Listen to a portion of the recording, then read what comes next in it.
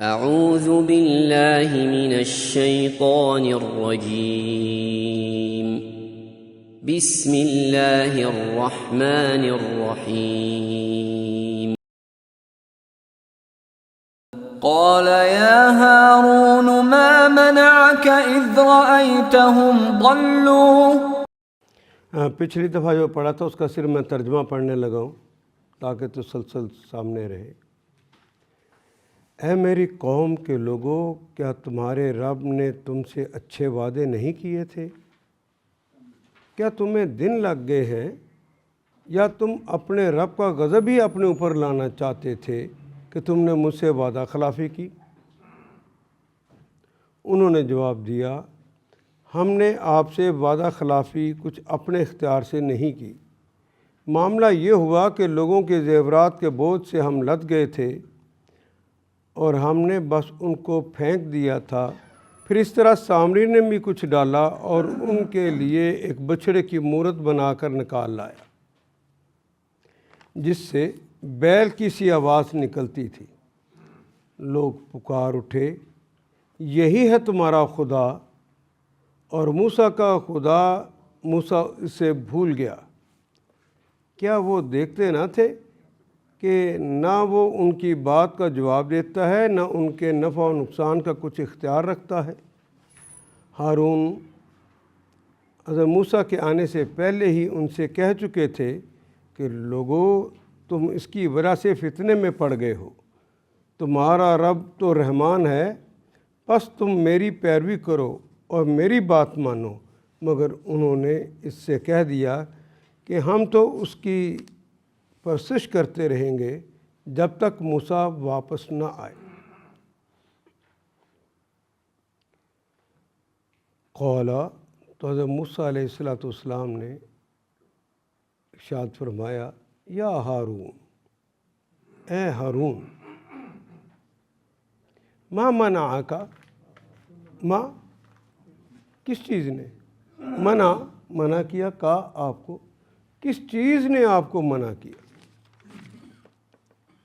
اذ رأیتہم ضلوا، جب آپ نے دیکھا کہ یہ گمراہ ہو گئے ہیں۔ قال یا ہارون ما منعک، ہارون آپ کو کس چیز نے منع کر دیا؟ اذ رأیتہم، جب کہ تم نے دیکھ لیا، ضلوا، کہ وہ گمراہ ہو گئے۔ بھئی آپ نبی اللہ ہیں اور پھر ایک نبی آپ کو یہ کام تفویض کر کے جا رہا ہے، تو کیا وجہ ہوئی کہ آپ نے ان کو منع نہیں کیا؟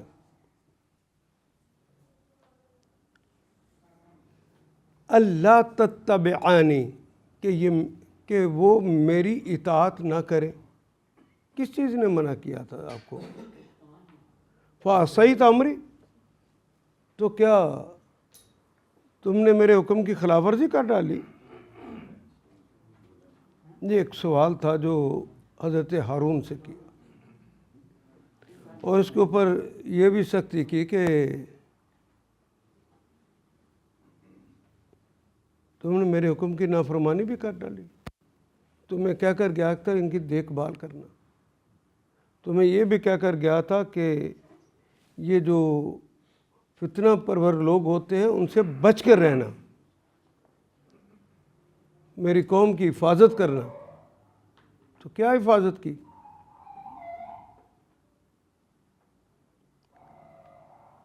تو اس وقت حضرت موسیٰ کا جلال تو معروف تھا، تو اس جلالی انداز میں ہی انہوں نے ان کے سر اور داڑھی کے بالوں کو پکڑا اور جھنجھوڑا۔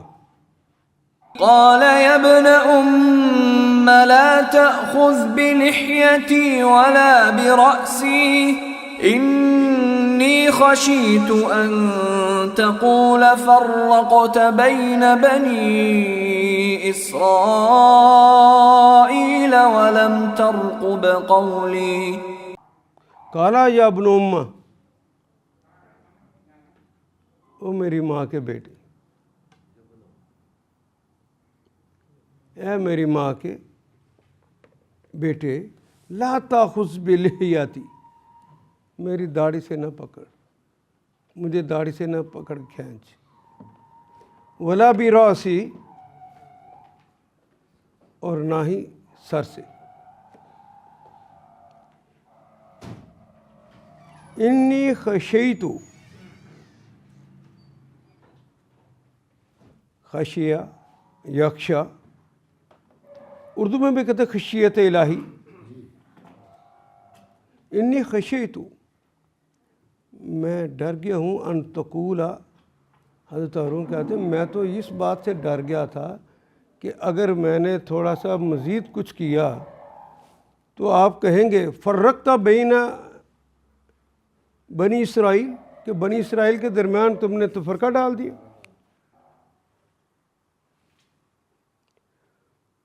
وَلَمْ تَرْقُبْ قَوْلِي، اور تم نے میرے قول کی نگرانی نہیں کی۔ رقبہ یرقبو اب نے پڑھا تھا ابھی۔ ہارون نے جواب دیا، حضرت ہارون علیہ السلام نے، اے میری ماں کے بیٹے، میرے داڑھی سے نہ پکڑ، نہ میرے سر کے بال کھینچ، مجھے اس بات کا ڈر تھا کہ تو آ کے کہے گا تو نے بنی اسرائیل میں پھوٹ ڈال دی، میری بات کا پاس نہ کیا، میری نافرمانی کر لی۔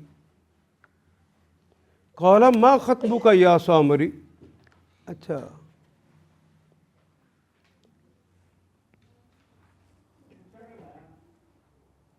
یہ جو کہہ گئے تھے کہ میری اتباع کرنا، وہ حکم یہ تھا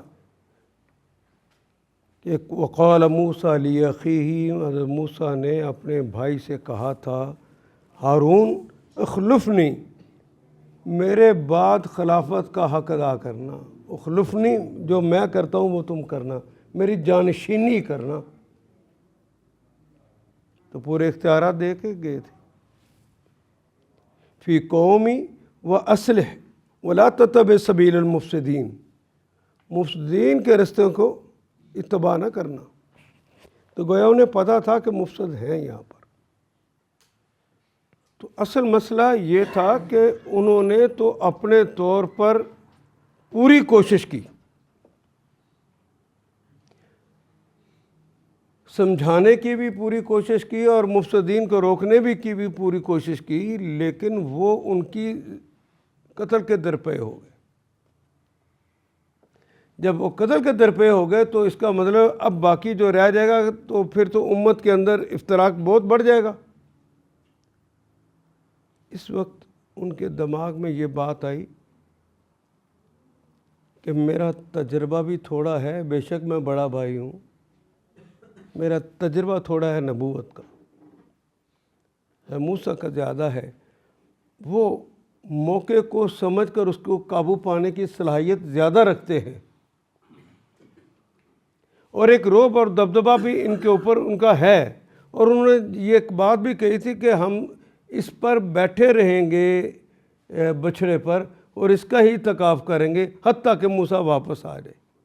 تو اس کا مطلب ہے کہ اگر میں نے پہلے کوئی زیادہ بات کی تو حالات زیادہ خراب نہ ہو جائیں، بس اس لیے کہ وہ آئیں گے اور معاملے کو سنبھال لیں گے۔ تو کہیں آ کے موسیٰ مجھے یہ نہ کہے کہ تجھے صبر بھی نہ ہو سکا کہ تو نے میرے آنے کا انتظار کیا ہوتا۔ اس لیے انہوں نے بات کو روک دیا۔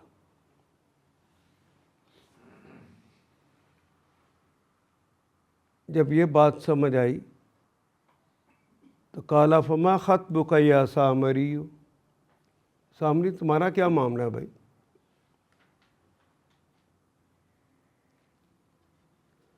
قال بصرت بما لم یبصروا، اس نے جواب دیا میں نے وہ چیز دیکھی جو ان لوگوں کو نظر نہ آئی۔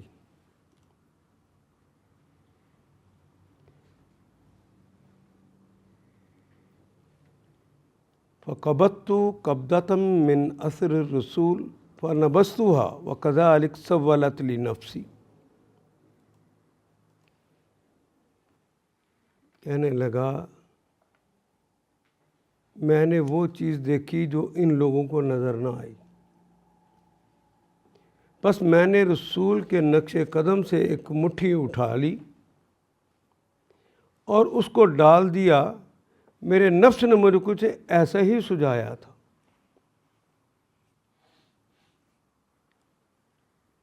گویا وہ یہ بات کہہ رہا ہے، بات بنا رہا ہے، اصل میں تو وہ فتنہ ڈالنے کے لیے تھا نا، وہ تو فتنہ گر آدمی تھا، اس نے ایک بڑا کام کر دکھایا تھا۔ اب وہ بات بنا رہا ہے کہ ان کو تو نہیں پتہ چلا، میں نے دیکھ لیا جبریل امین یہاں سے گزر رہے ہیں، اسے کہاں سے پتہ چل گیا بھائی جبریل امین ہے؟ حتیٰ کہ نبی محترم کے زمانے تک بھی کسی صحابی نے جبریل امین کو دیکھا؟ اگر بتایا بھی ہے تو اس طرح بتایا ہے رسول اللہ نے کہ یہ جو ابھی سوال پوچھ رہے تھے کہ مال ایمان، یہ کون ہے؟ ان کو مسافر ہوں گے، کہ نہیں یہ جبریل امین آئے تھے، آپ کو آپ کا دین سکھا رہے تھے، تو وہ تو ایک انسانی شکل میں تھے۔ اس کو کیسے پتہ چل گیا کہ جبریل امین جا رہے ہیں اور وہ گھوڑے پہ جا رہے ہیں؟ جبریل امین کو گھوڑے پہ جانے کی ضرورت ہے؟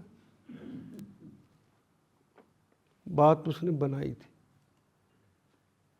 اور کہا کہ وہ جو روایت ہے کہ گھوڑے کے پاؤں کی مٹی، میں نے اس کو اٹھایا اور اس کو اٹھا کر وہ جو اس کو میں نے پگھلایا تھا سونے کو، اس کے اندر ڈال دی، اس سے اس کے اندر زندگی پیدا ہو، مٹی ڈالنے سے زندگی پیدا ہو گئی۔ کہ ان کو نہیں پتا تھا، مجھے پتا تھا، میں نے اس کو کر لی۔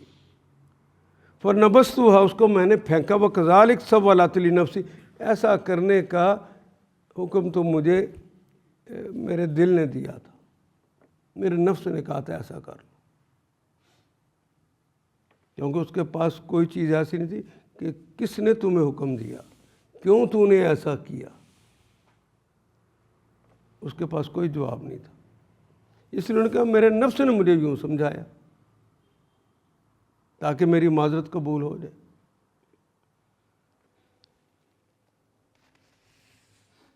بعض لوگوں نے کہا کہ وہ اس سے مراد یہ تھی کہ ان لوگوں کو تو موسیٰ علیہ السلام کی تعلیمات کے اندر کوئی کمی نہ لگی جو مجھے لگی، اس لیے میں نے یہ ساری حرکت کی۔ یہ ساری باتیں کوئی ٹھیک نہیں لگتی مجھے، تو سیدھی بات ہے کہ اس نے ایک کوشش کی، اس پر حضرت موسیٰ پہنچ گئے، موقع پہ پہنچ گئے، تو انہوں نے کہا یہ کیا تو نے کیا؟ تو کہا کذالک سولت لی نفسی، بس یہ تو مجھے، میرا خیال ہے آج نہ ہی کرے ریکارڈنگ آپ،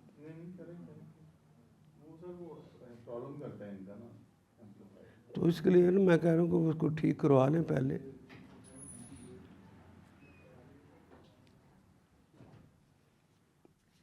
وہ تو کرتا رہے گا بار بار۔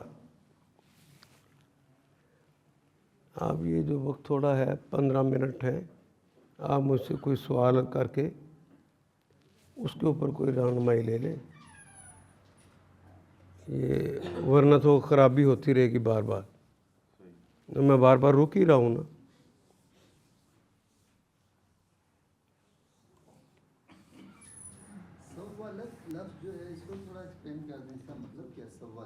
سوّلا یسول تسویلاً، کسی کبھی چیز کو خوشنما بنا کر پیش کرنا۔ بات تو بری تھی، میرے نفس نے مجھے اسے خوشنما بنا کے بتا دیا۔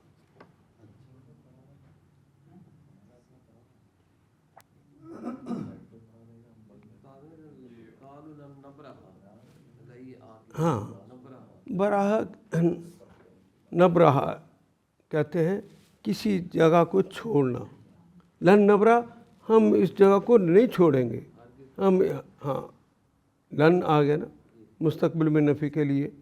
ہم نہیں چھوڑیں گے اس جگہ کو حتیٰ کہ موسیٰ واپس نہیں آ رہے.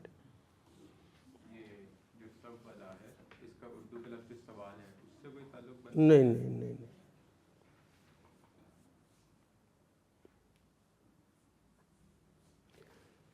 وہ جو لفظ ہے نا سہولت والا وہ اس کے قریب ہے. میرے نفس نے مجھے یہ سہولت دی. ہاں نگرانی کرنا میرے قول کی میرے حکم کی تم نے نگرانی نہیں کی. ہاں جی. اچھا یہاں پر یہ نبی کی حیثیت سے یعنی کہ انہوں نے جو اپنی وضاحت پیش کی ہے اس میں کوئی خرابی نہیں ہے. نہیں وہ تو ایک ججمنٹ تھی جو انہوں نے لی ہے وہ ٹھیک تھی. ٹھیک. وہ نکاح کے فیصلے نہ بنے کنٹرول نہیں رہنا. نہیں نہیں نہیں نہیں ایسا نہیں ہو سکتا کہ توحید کے حوالے سے اس ڈر سے کہ کہیں فرقے نہ ہو جائیں تو توحید کے حوالے سے خاموش ہو جاتے. ایسا نہیں بات. ایسی بات نہیں ہے. توحید کے حوالے سے تو لوگ جو مرضی ہو جائے توحید کو تو پوری طرح بیان کرنا ہے. ایک امت کو وہاں سے اٹھا کر لائے ہیں بڑی مشکل سے کئی سال لگ گئے ہیں محنت کر کر کے لے کر آئے ہیں. تو میرے اندر وہ صلاحیت نہیں ہے. موسیٰ کے اندر صلاحیت ہے وہ انہیں سنبھال لیں گے یہ بات. ورنہ اگر حضرت موسیٰ کو تو حضرت ہارون کو تو قتل کرنے کے درپے ہو گئے. تو جب اس کو قتل کرنے کے درپے ہو گئے تو پھر کیا بنی اسرائیل کے جو لوگ ایمان لائے ہوئے تھے اور جو لوگ خراب ہو رہے تھے کیا پھر وہ آپس میں لڑنا پڑتے؟ تو حالات ٹھیک رہتے یا خراب ہو جاتے؟ تو بہت خراب ہونے سے بچانے ہی کے لیے وہ خاموش ہو.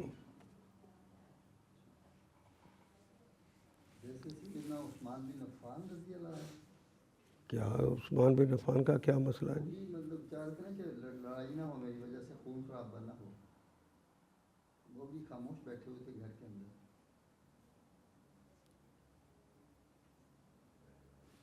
یہ مومن کی شان ہے کہ وہ اپنی وجہ سے یعنی وہاں تو صرف اتنی بات تھی کہ اگر وہ اپنے اس مقام سے ہٹ جاتے ہیں خلافت سے انکار کر دیتے ہیں تو مسئلہ سارے کا سارا اقتدار ان کے ہاتھ میں چلے جاتا ہے. تو وہ عثمان کو کچھ نہ کہتے. وہ ایک بندے کا مسئلہ ہے. اور میری وجہ سے یہ قوم کو اگر میں نے لوگوں کا کھڑا ہو جاؤ اور اس فتنے کو ختم کرو تو قوم کے اندر ایک بڑی تباہی آئے گی. وہ نہیں انہوں نے جی. یہ آخری کوششیں ہوتی ہیں. موقع کی مناسبت سے جو بہتر ہوتا ہے وہ دائی اور وقت کا قائد موقع کی مناسبت سے اس کو کرتا ہے.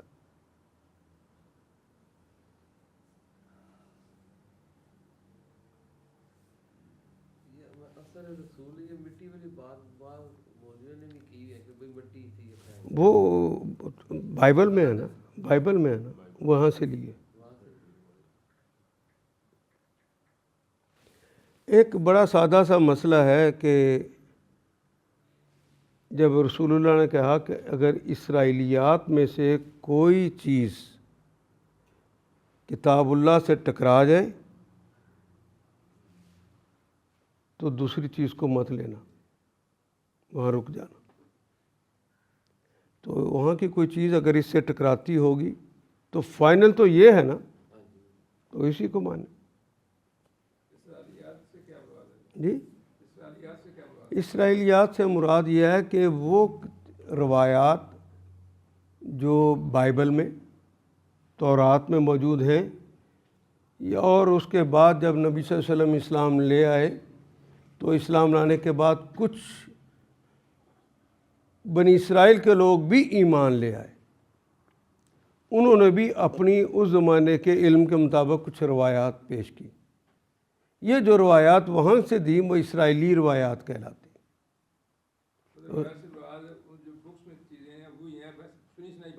نہیں، اور وہ تو بالاتفاق نبی صلی اللہ علیہ وسلم کے بھی اور قرآن کے مطابق بھی انہوں نے اس میں انحراف کر لیا ہوا تھا، چیزیں تبدیل کر لی تھی. وہ پڑھیں بھی تو پتہ چلتا ہے وہ اللہ کا کلام نہیں ہے، کمنٹری ہے مختلف لوگوں کی. وہ لوگوں نے اضافے کیے ہوئے تھے یا کمیاں کی ہوئی تھی. وہ لوگ اس طرح کرتے ہیں، یہ اس کے اوپر بھی تبصرہ نا لہیا تھی کہ انہوں نے داڑھی پکڑی ہے تو داڑھی کا سائز یہاں سے وہ نکالتے ہیں. آپ دیکھیں یہ ابھی ایک صاحب نے، میں درس دے رہا تھا تو انہوں نے کہا کہ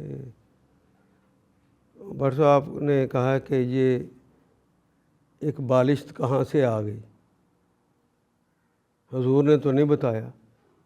تو ان کو بھی میں نے یہی کہہ کے سمجھایا تھا کہ حضور صلی اللہ علیہ وسلم نے کوئی مقدار بتائی ہے داڑھی کی؟ کہتے نہیں، ہم نے تو یہاں سے لیا ہے کہ حضرت ہارون کی داڑھی کو آ کے پکڑا، وہ بالشت زیادہ ہوگی تو تبھی ہاتھ میں آئی ہے نا.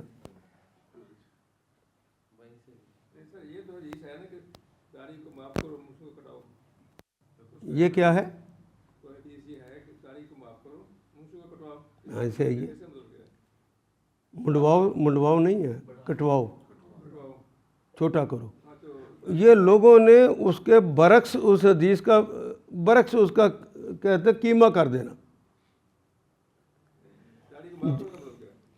اس کا مطلب یہ ہے کہ داڑھی کو مت مونڈو. اگر آپ کو سیاق و سباق کا نہ پتہ ہو تو بات کی تہہ تک آپ پہنچ سکتے ہیں جی، اور بات کی تہہ تک پہنچنے کے لیے سیاق و سباق تک جانا پڑے گا.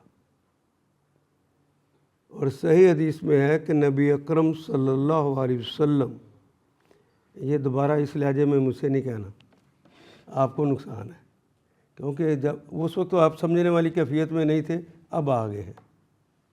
اس وقت یہ جو آپ کو کسی نے سکھایا تھا وہ آپ نے بڑے زوردار حملہ کیا تھا میرے اوپر. نہیں، وہ نہیں، بات کو سمجھنے کے لیے کرتے. نبی اکرم صلی اللہ علیہ وسلم نے ایک دن مجلس میں بیٹھے ہوئے ہیں، جس طرح آپ مجلس میں بیٹھے ہوئے، آپ کا چہرہ میری طرف ہے، میرا چہرہ آپ کی طرف ہے. تو پیچھے سے اگر کوئی آئے گا تو مجھے نظر آئے گا کہ آپ کو نظر آئے گا؟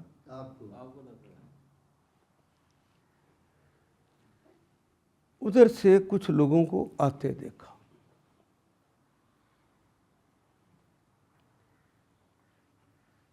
انہوں نے داڑیاں مونڈی ہوئی تھیں اور مونچھیں بڑی بڑی رکھی ہوئی تھی. یہ جو رستم سٹائل ہے نا، مونچھیں بڑی، مونچھیں اور داڑھی صاف مونڈی ہوئی تھی.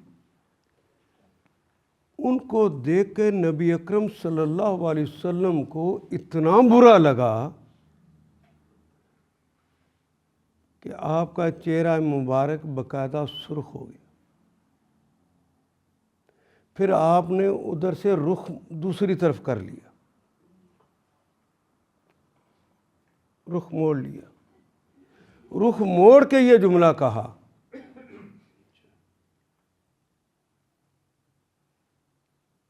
یا صحابت من ہؤلاء الناس، صحابہ یہ جو لوگ میرے دربار کی طرف آ رہے ہیں کون لوگ ہیں؟ تو ایک صحابی جو جانتے تھے انہوں نے بتایا کہ یا رسول اللہ ہؤلاء السفرا من فارس، یہ سفیر ہیں جو ایران سے تشریف لائے. تو نبی اکرم صلی اللہ علیہ وسلم نے فرمایا انہوں نے اپنی داڑھیوں چہروں کا کیا حال بنا رکھا ہے.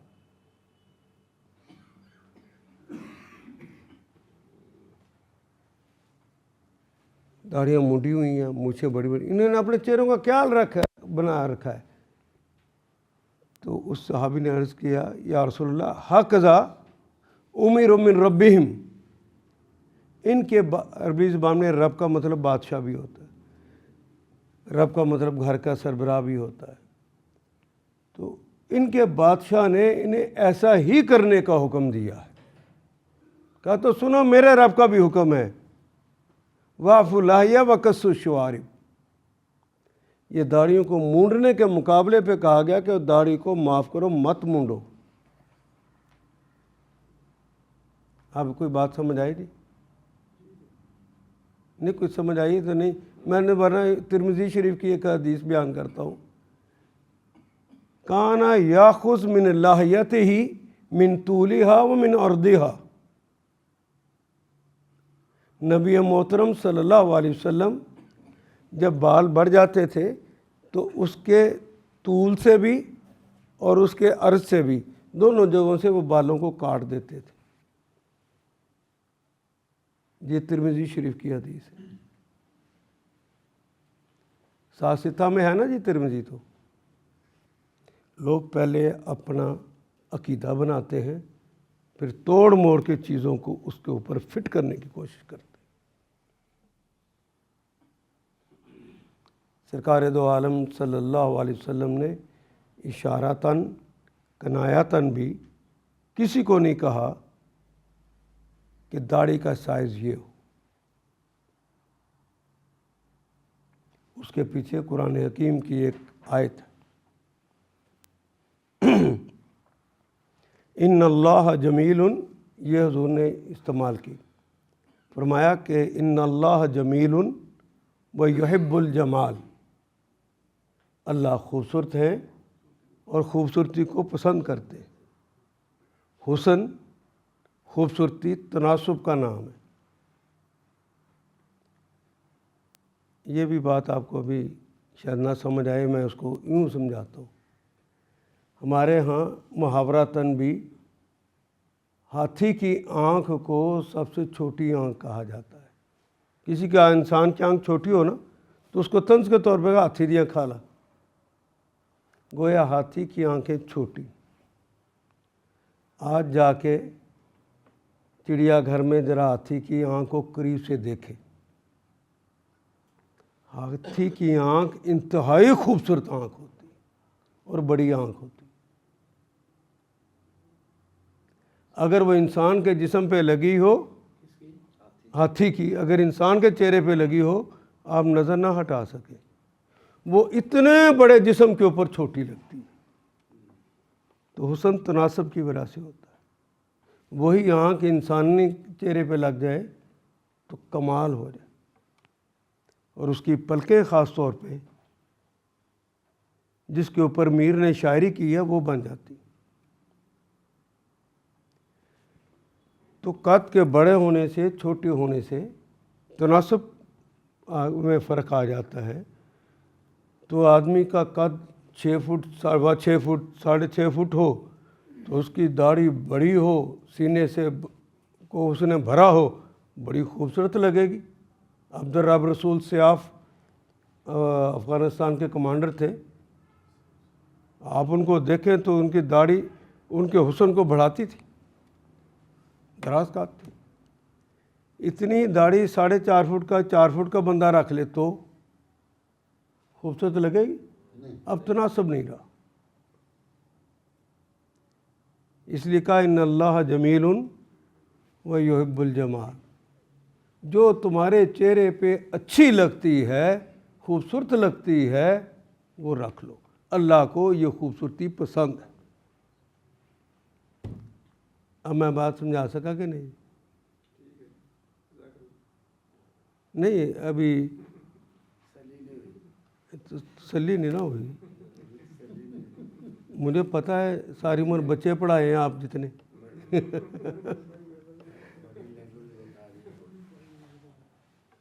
آپ بتائیں گے کہ مجھے اس بات سے تسلی نہیں ہوئی تو میں پھر آپ کو اس حوالے سے سمجھاؤں گا۔ میرا کام سمجھانا ہے۔ وہ پوائنٹ جو ہے نا کہ جو بال نکل آتا ہے اس کو قتل کرنا، اس طرح سمجھائیں۔ تو حضور تو قتل کرتے تھے ترمذی کی حدیث میں، کانا یاخذ من لحیتہ من طولہا ومن عرضہا، یہ الفاظ ہیں۔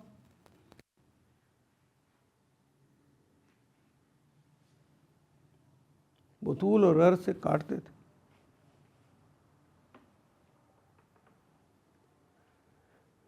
مجھے ایگزیکٹ یاد تو نہیں ہے حدیث کا نمبر، شاید 580 نمبر ہے یا کیا، اس طرح پرانا پڑا ہوا ہے، حافظہ اتنا اچھا نہیں ہے.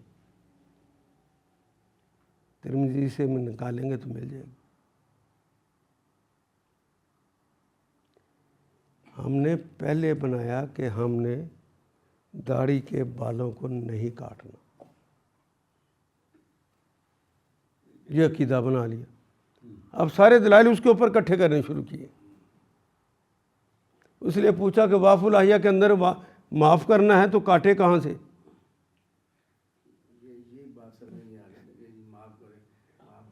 تو وہ تو داڑھی مونڈی ہوئی تھی، مونڈنا اور ہے، اور مونچھوں کو مونڈنے کا حکم نہیں دیا. اہل حدیث نے وہ مونچھیں بھی مونڈ ڈالی. وہاں تو کسو شوارب نہیں.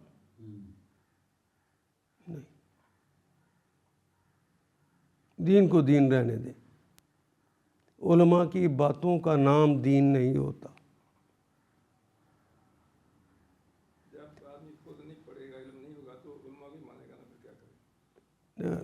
طلب العلم فریضۃ لکل مسلم و مسلمہ، ہر مسلمان مرد پر بھی اور ہر مسلمان عورت پر بھی علم کا حصول فرض ہے. وہ کہ میں نے نہیں پڑھنا تو پھر اس پہ عمل کرنے کی تمہیں کیا ضرورت ہے؟ یہ تو رب کی طرف سے فرض ہے، جس طرح کلمہ پڑھنا فرض ہے، جس طرح نماز پڑھنا فرض ہے. ابتدائی علم جو ہے دین کا وہ کتاب ہے اور سنت ہے. پھر اس کے آگے اس کی فقہ اور مختلف چیزیں نکلتی جائیں گی، وہ اختصاص والے لوگوں کا کام ہے. لیکن قرآن حکیم کو پورا پڑھنا اور احادیث کو پورا سمجھنا یہ ہر مسلمان مرد اور عورت پر فرض ہے. ہم نے بحیثیت قوم اس کو چھوڑ دیا، بحیثیت قوم چھوڑ دی، اس کی اجازت نہیں. سیکھیں سیکھیں.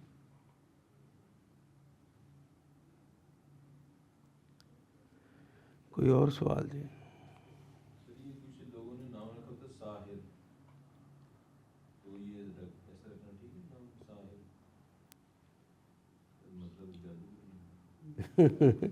وہ تو چلے گئے ہیں ویسے بھی، میں کہ وہ تو چلے گئے ہیں ساحر صاحب تو. ایسی دیکھنا ہے ساحر لدھیانوی، ساحر شمشاد لودھی صاحب وہ ساحر کا نام جو ہے صرف جادوگر کے لیے نہیں ہے. جو خوبصورتی سے دل کو موہ لے یا کسی کی بات دل کو موہ لے وہ بھی جادو کر جاتا ہے، اسے بھی ساحر کہتے ہیں.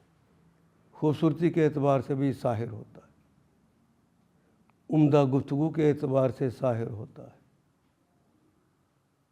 تو انہوں نے جس نیت سے رکھا ہوا، ظاہر ہے جادوگر تو نہیں نا کسی نے رکھا ہوگا. ساحر جو ہے نا، ساحر سین ہے، ہاں جی صبح ہاں جی، وہ ساحر سے ساحر. وہ ساحر تو رب لاتا ہے نا، اس کے علاوہ تو کوئی دوسرا نہیں ہو سکتا. ہاں مطلب صبح جو خوشیاں جیسے آپ نے کہا نا، ہاں جی. تازگی لانے والا، اس طرح کا مطلب. وہ ان معنوں میں نہیں کوئی رکھتا اپنا نام جادوگر کے لیے. ورنہ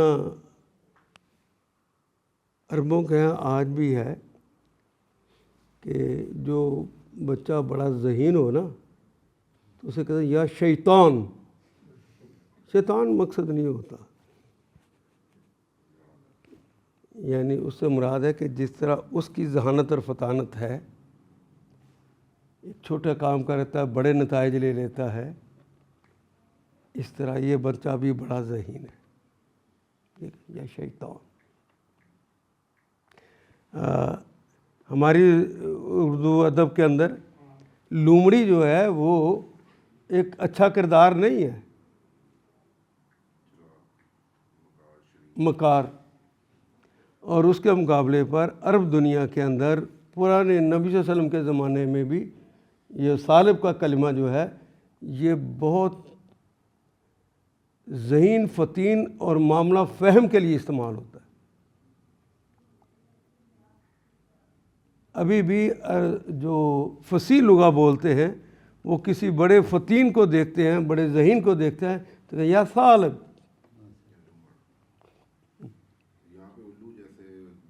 ہاں, ہمارے ہاں تو الو برا سمجھا جاتا ہے, پوری دنیا کے اندر عقل مندی کی علامت الو ہے کیونکہ سوچ بچار کرتا ہے. وہ جب کسی کو سمجھدار کہنا ہو تو آؤل کہتے ہیں. ہاں جی, جس کے لیے وہ آؤل کا ہاں جی. اچھا, جرمنی میں اسپیشلی ہمارے تو کہتے ہیں الو دا.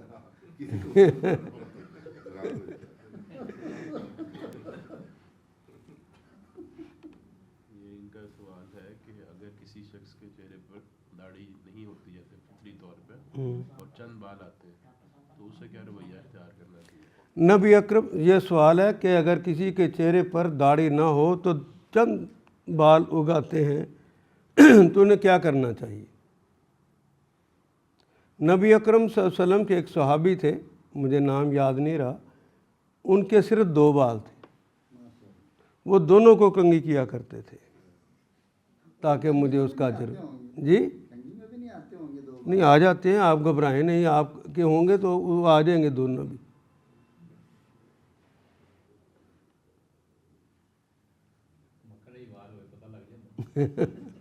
ایک بھی ہوئے تو پتہ چل جاتا ہے. لیکن وہ تو رسول اللہ کی محبت میں کرتے تھے نا کہ انہوں نے داڑھی کا حکم دیا تو میں نے تو رکھ لیا نا. یہ وہ صحیح نہیں تھا جس میں انہوں نے مسکراتے تھے ان کی طرف دیکھ کے, پھر انہوں نے وہ بال کاٹ لیے, تو انہوں نے پھر ناگواری سے چہرہ ادھر کر لیا, تو پھر صحابی نے پوچھا کہ یہ آپ نے ایسا کیوں کیا؟ ہاں جی, تو انہوں نے کہا کہ پہلے فرشتے کھیلتے تھے, جی چلتے اترتے تھے. چلتے اترتے تھے یا فرشتے.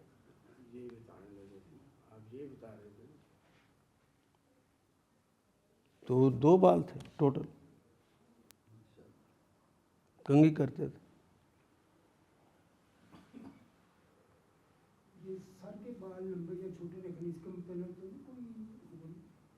نہیں, پسندیدہ نبی صلی اللہ علیہ وسلم کے ایک زمانے میں بڑے بال پسندیدہ تھے, پھر وہ جب کاموں میں لگ گئے اور جہاد میں لگ گئے پھر چھوٹے بال ہو گئے. اور جب یہ عمرہ حج کرتے ہیں تو بال کاٹتے ہوتے ہیں نا, تو اس وقت ایک صحابی نے پوچھا کہ قص الراس او حلق ای شیء افضل, بالوں کو کٹوا دینا یہ زیادہ بہتر ہے کہ حلق کروانا بہتر ہے. تو 3 دفعہ رسول اللہ صلی اللہ علیہ وسلم نے کہا حلق, وہ بھی بات ہی نہیں آیا, اس نے 4تھی دفعہ پھر پوچھ لیا حلق او قصر, تو پھر حضور نے 4تھی دفعہ کہا قصر, پھر بال چھوٹے کرا. انسانی طباع کا خیال رسول اللہ رکھتے تھے.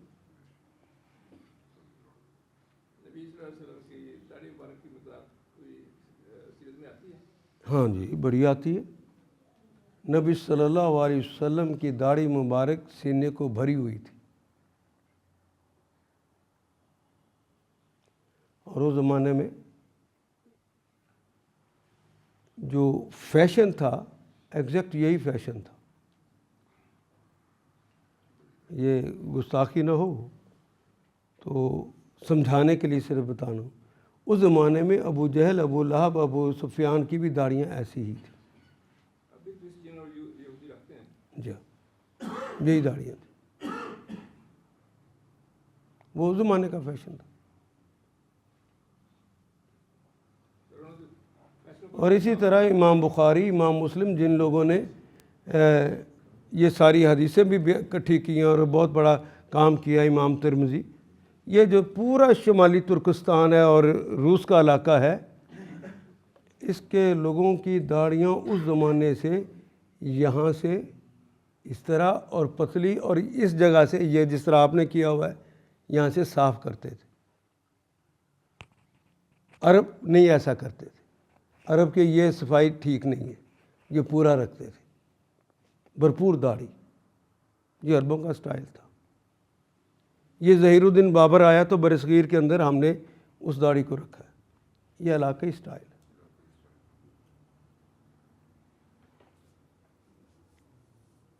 آپ نے پسند کی داڑھی جو سینے تک بڑی ہو، نبی صلی اللہ علیہ وسلم کی پسند یہی ہوگی، ظاہر ہے کہ داڑھی سینے تک بڑی ہو۔ حضور کی پسند کبھی نہیں ایسی ہو سکتی، انہوں نے ٹھیک ہے نہیں، حضور کی پسند نہیں یوں ہو سکتی۔ انہوں نے داڑھی اس لیے رکھی کہ قد ماشاءاللہ بھرپور تھا اور سینے کو کرتی تھی، اچھی لگتی تھی۔ اگر ان کا قد بھی چھوٹا ہوتا تو کبھی نہ اس طرح رکھتے، کیونکہ انہوں نے جو کرائٹیریا بتایا ہے وہ یہ ہے ان اللہ جمیل و یحب الجمال، اللہ خوبصورت ہیں اور خوبصورتی کو پسند کرتے ہیں، تو خوبصورتی کو رکھنی چاہیے۔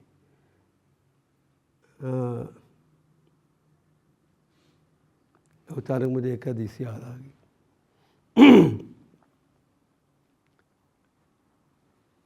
صحابہ کی یہ مجلس تھی، حضرت عبداللہ ابن عباس رضی اللہ تعالیٰ عنہ۔ حضرت عبداللہ ابن عباس کون ہیں؟ چچا کا بیٹا ہونا کوئی اہمیت نہیں ہے، پہلے مفسر قرآن، نہیں، یہ بھی کوئی اتنی بڑی بات نہیں ہے۔ یہ وہ ہستی ہیں جن کے لیے رسول اللہ نے باقاعدہ دونوں ہاتھ اٹھا کر دعا کی، اور دعا کیا کی؟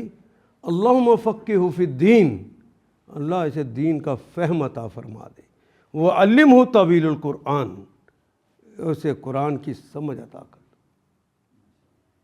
جس کے لیے یہ دعا کی ہو وہ معمولی ہستی ہوتی ہے جی؟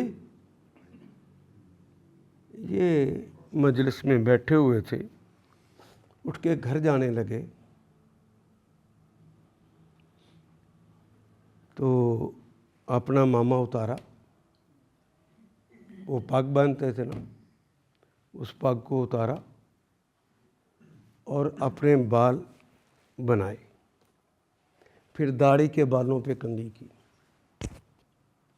دوبارہ ماما اوپر رکھا۔ اب گھر جانے لگے تو حضرت ابو دردہ کا نام سنا ہوگا، یہ درویش من سے انسان تھے، انہوں نے باقاعدہ کپڑوں سے پکڑ لیا، یا حبر الامہ، حبر کہتے ہیں روشنائی کو ویسے تو، یعنی امت کے عالم یہ بتا کہ یہ جو تو نے حرکت کی ہے گھر جانے سے پہلے باقاعدہ کنگھی پٹی کی ہے، کیوں؟ یہ فیشن کیوں؟ آج کے بزرگ بھی اسی طرح نوجوانوں کو دیکھ لیتے ہیں نا، کنگھی کر رہا ہے، اور تینوں کنگھی پٹی تو علاوہ کام ہی کوئی نہیں۔ انہوں نے بھی کہا کہ یہ کیا کر رہے ہو؟ خدا کی قسم اس وقت تک نہیں تمہیں چھوڑوں گا جب کتاب اللہ اور سنت سے نہ بتاؤ۔ انہوں نے کہا کہ چچا جان، آپ نے تو اپنی آنکھوں سے دیکھا ہے کہ نبی اکرم صلی اللہ علیہ وسلم نے حضرت انس ابن مالک کو ایک تھیلا پکڑا رکھا ہوتا تھا اپنے خادم کو، اس میں کنگھی ہوتی تھی، شیشہ ہوتا تھا، سرما ہوتا تھا، خوشبو ہوتی تھی۔ جب سرکار دو عالم گھر واپس جاتے تو اپنے اس تھیلے سے کنگھی نکالتے کرتے، خوشبو لگاتے، اگر خوشبو ہوتی تو داڑھی کے بالوں کو سنوارتے، پھر گھر تشریف لے جاتے۔ کہ اگر مجھے سیرت سے بات سمجھ آ گئی، اب بتا مجھے قرآن میں کیا ہے، تو علمہ تاویل القرآن، تیرے لیے دعا کی ہوئی ہے، بتا کہاں سے لیا تو نے۔ اب وہ میں بات بتانا چاہتا ہوں جس کے لیے میں نے بات کا آغاز کیا۔ حضرت عبداللہ ابن عباس کے چچا جان، آپ سارا دن باہر تھک ہار کے کام کر کے گھر جائیں، اگر بنی سمری بیوی دروازے پہ آپ کا استقبال کرے اور آپ نے اگر سامان اٹھایا ہوا ہے تو آپ کا سامان وہ اٹھا لے اور آپ کو اندر لے جائے، کیسا لگتا ہے؟ کہتے ہیں بخدا سارے جسم، سارے دن کی تھکاوٹ دور ہو جاتی۔ کہ بس یہی میں سمجھانا چاہتا ہوں۔ قرآن کہتا ہے وَلَهُنَّ مِثْلُ مَا عَلَيْهِنَّ، جس طرح ان کی ڈیوٹیز ہیں، فرائض ہیں، اسی طرح ان کے حقوق بھی۔ آپ باہر کام کرتے ہیں، وہ بھی گھر میں سارا دن کام کرتی رہتی ہے، جب بنا سنورا شوہر گھر آتا ہے اس کی بھی تھکاوٹ دور ہو جاتی ہے۔ تو گھر میں داخل ہونے سے پہلے کم از کم جیب میں رکھی ہوئی کنگھی کے ساتھ بال کو ٹھیک کر لیا کرو، بیوی خوش ہو جائے گی۔ یہ اس کا حق ہے جو ہم مار دیتے ہیں۔ وہ بیچاری چپ کر جائے تو ہم سمجھتے ہیں کہ ہم ٹھیک کر رہے ہیں۔ یہ بھی بات پتہ نہیں میں سمجھا سکا ہوں کہ نہیں، متقی حضرات کے اوپر سے گزر جاتی ہے۔ تو نوجوانوں کو تو میں کہوں گا، آپ کو تو خاص طور پہ گھر میں داخل ہونے سے پہلے رکھ لیا کرے یہاں پر، اس کا کوئی وزن نہیں ہوتی ہے نا، وہ پہلے ہی عمل کر رہے۔ یہ تو بیوی دے تھلے ہی لگایا ہے۔ ہاں جی، ماشاء اللہ، اللہ تعالیٰ قبول فرمائے۔ دین کو دین رہنے دیں۔ دین صرف دو چیزوں کا نام ہے، ایک کتاب اللہ، ایک سنت مطہرہ، اور بس، تیسری کسی چیز کا نام دین نہیں۔ باقی تو جتنے لوگوں نے باتیں داخل کی ہیں اس سے فرقے ہی بنے ہیں، اور امت محمد میں کوئی فرقہ نہیں ہوتا۔ اس کو تو کم ہے کہ وَلَا تَفَرَّقُوا، فرقہ فرقہ نہ ہونا۔ لو جی، ٹائم زیادہ ہو گیا، پھر آپ کہیں گے جی کہ یہ بھی سنت کے خلاف کام کر دیا آپ نے۔ اللہم صلی علی محمد وعلی۔ ان آیات کو ایک دفعہ پھر تلاوت خود کیجیے، عربی مبین پڑھتے ہوئے دیکھیے، کیا بات پوری اندر اتر رہی ہے؟ کیا یہ اردو کے سانچے میں ڈھلتی گئی ہیں عبارتیں؟ اگر بات سمجھ آنی شروع ہو گئی تو الحمدللہ یہی ہمارا ہدف ہے، اور یہ ہدف پورا ہو گیا۔ اللہ میرا اور آپ کا حامی و ناصر۔